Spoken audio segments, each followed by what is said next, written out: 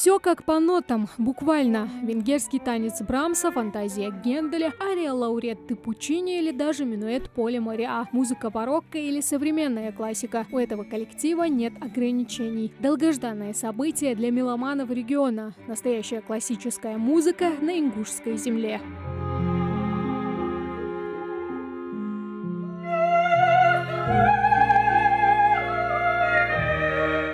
Это первая репетиция симфонического оркестра. Музыкантам еще предстоит сыграться, но начало уже положено. Вдохнуть в жизнь нотные знаки, заключенные в партитуре. За дирижерским пультом Илья Петренко, выпускник Ростовской консерватории имени Рахманинова. Именно он будет следить за тем, чтобы музыканты не разошлись, играли в одном темпе и ритме. Его главная задача – создать из множества индивидуальностей единый организм. Прежде всего, это очень ответственно. Очень ответственно и вместе с тем очень радостно, потому что вот сегодня есть возможность сделать коллектив такой, который отвечает всем современным требованиям и по качеству, и опять же по направлениям в музыке. То есть мы можем исполнять симфоническим оркестром колоссальное количество музыки на любой вкус.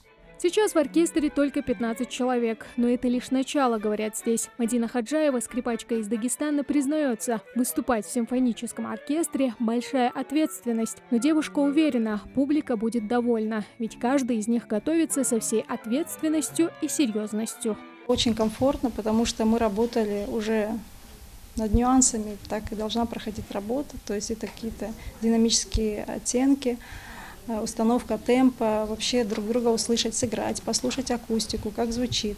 То есть мы работали над нюансами, потому что, еще раз повторюсь, все грамотные музыканты, и все это играется с листа, то есть хорошая чистка.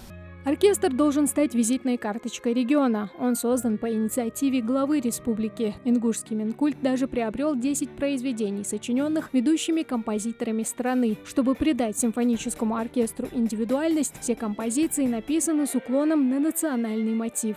Была поставлена задача в течение 3 лет создать этот оркестр для того, чтобы в республике он существовал. Мы, конечно же, пересмотрели всех музыкантов нашей республики и за ее пределами. Мы проанализировали и анализируем тех людей, которые могли бы в этом оркестре принять участие, вот как артисты, оркестранты. Есть у нас непосредственно и с нашей республики. Насладиться чистым звучанием духовых, смычковых, струнных и клавишных слушатели смогут уже в начале следующего года. Тогда намечен первый концерт оркестра.